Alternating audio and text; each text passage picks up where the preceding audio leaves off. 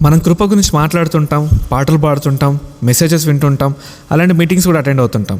అయితే మనకు తెలియకుండానే ఒక డేంజరస్ థింగ్ జరుగుతుంది. అదేంటంటే మనం కృపకు ఫాలోవర్స్గా మార్చబడుతున్నాం, దేవునికి కాదు. ఖచ్చితంగా మన జీవితంలో మనం కలిగి ఉన్నామంటే అది కేవలం దేవుని కృపను బట్టే. మనం బ్రతుకుతున్నామంటే కేవలం కృపను బట్టే. ఇంకా దేవుని దగ్గరికి వెళ్ళి మనం చెప్పుకోగలుగుతున్నామంటే కృపను బట్టే. కేవలం ఆయన కృపను బట్టే మన జీవితంలో ప్రతిదీ కూడా అనుగ్రహించబడ్డది. కేవలం ఆయన కృపను బట్టే. అయితే కృప దేవుని దగ్గర నుంచి అనుగ్రహించబడ్డది, కృప దేవుడు కాదు. సపోజ్ మీ బర్త్డేకి ఒక పర్సన్ ప్రతి సంవత్సరం కూడా గిఫ్ట్ తీసుకొస్తున్నాడంటే తీసుకొస్తున్న వ్యక్తి మీద మనకి ఇష్టం పెరగాలి తప్ప గిఫ్ట్స్ మీద కాదు. గిఫ్ట్స్ మీద మన ఇష్టం పెరుగుతుందంటే ఎక్కడ తప్పు జరుగుతుందని అర్థం.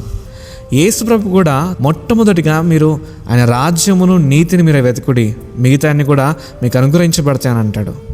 ఈరోజు కృప ద్వారా ఒక కంఫర్ట్ లైఫ్ స్టైల్ గురించి మనం ఎక్కువగా ఆలోచిస్తున్నాం.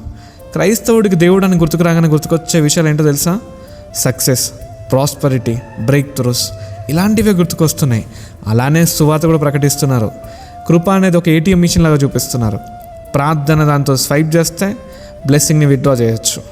ఆ విధంగా చూస్తున్నారు, అదే విధంగా మాట్లాడుతున్నారు. అంటే కంఫర్ట్ లైఫ్ స్టైల్ మనకి కృప ద్వారా అనుగ్రహించబడుతుంది. ఒకవేళ లేదు అంటే దేవుని కృప కింద నువ్వు రాలేవు అన్నట్టు మాట్లాడతారు. మరి పౌలు విషయం గురించి ఆలోచిస్తే పౌలు అన్ని వదిలేసుకొని వచ్చాడు.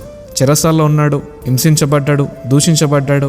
దానికి తగ్గట్టు ఇంటర్నల్గా కూడా కొన్ని హెల్త్ ఇష్యూస్ వచ్చాయి. ఆయన ప్రార్థన చేసుకుంటే దేవుడు ఏమన్నాడు?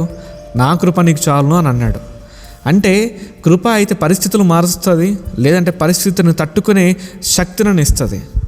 మోషే జీవితం గురించి కూడా మనం ఆలోచిస్తే మోషేకి దేవుడు అంతా చూపించాడు. కానాను దేశంలో దొరికే విషయాలు అన్నీ చెప్పాడు. ఆయనకి ఎలా వెళ్ళాలో కూడా రూట్ మ్యాప్ చూపించాడు. అయితే మోషే ఏమంటాడు? నీ సన్నిధి రానిడలా మమ్మల్ని తోడుకొని పోకుమని అంటాడు. ఈరోజు కృప ద్వారా వచ్చే లాభాల గురించి ఎక్కువ మనం వింటున్నాం.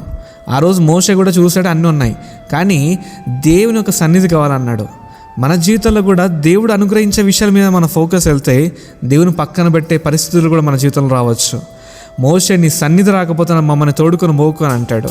ఈరోజు నీ జీవితాల్లో కృప అనేది కేవలం ఆయన దగ్గరికి చేర్చే డోరే. కృప మన డెస్టినీ కాదు. దాని తర్వాత దేవుని దగ్గరికి వెళ్ళడమే మన డెస్టినీ అయి ఉంది. ఒక ప్రశ్న మిమ్మల్ని అడగాలనుకుంటున్నాను. దేవుని పైన మీకు ఇష్టం పెరుగుతుందా? దేవుడు ఇచ్చే విషయాల మీద మీకు ఇష్టం పెరుగుతుందా?